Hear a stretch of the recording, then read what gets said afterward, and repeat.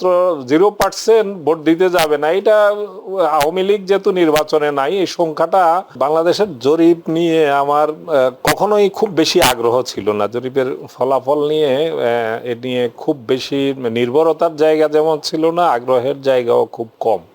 কিন্তু তারপরও নির্বাচন আসলে বিশেষত এইসব জরিপের ছড়াছড়ি আমরা দেখি।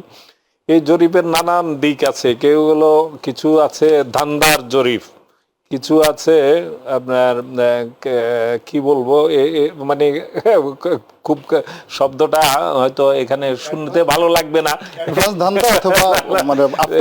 নানান বিষয় থাকে।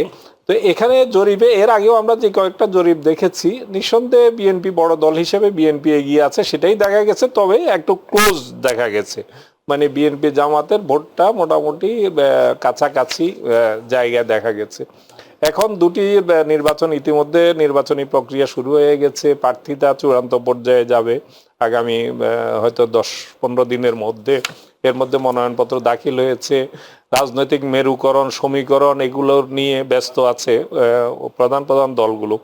এই জরিপটাতে যেটা 70% দেখানো হয়েছে, আর জামাতকে দেখানো হয়েছে 19%, আর এনসিপি 2% আলাদা করে দেখানো হয়েছে।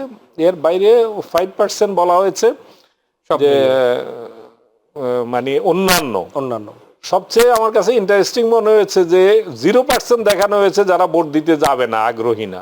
এই জায়গাটাতে আমার খুবই খটকা লেগেছে।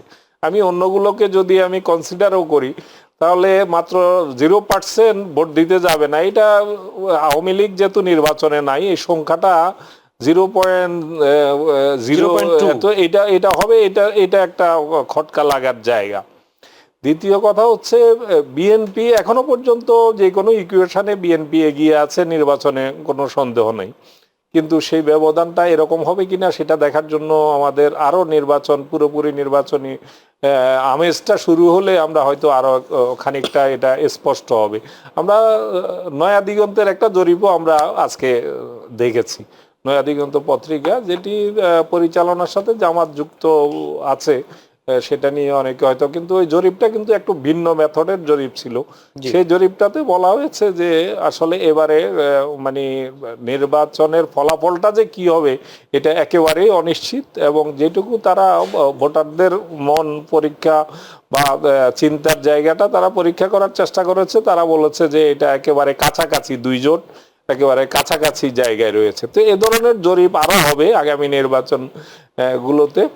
আগামী নির্বাচনকে সামনে রেখে আগামী 1 মাসের মধ্যে হয়তো আমরা আরো জরিপ দেখবো। এই জরিপ যারা করছেন, এই সংস্থাটিও আমার কাছে খুব বেশি যে পরিচিত, আমি একজন সংবাদকর্মী হিসেবে যে যারা আজকে জরিপের রিপোর্টটা দিয়েছে, প্রকাশ করেছে, সেটির সাথে আমি খুব বেশি পরিচিত না।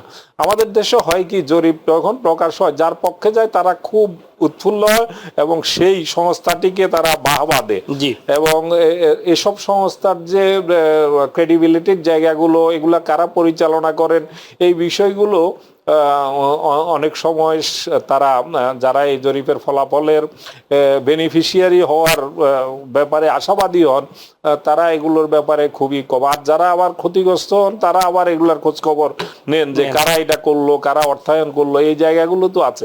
এটা আমি কয়েকদিনে হয়তো এসব বিশ্লেষণও আমরা দেখতে পাবো।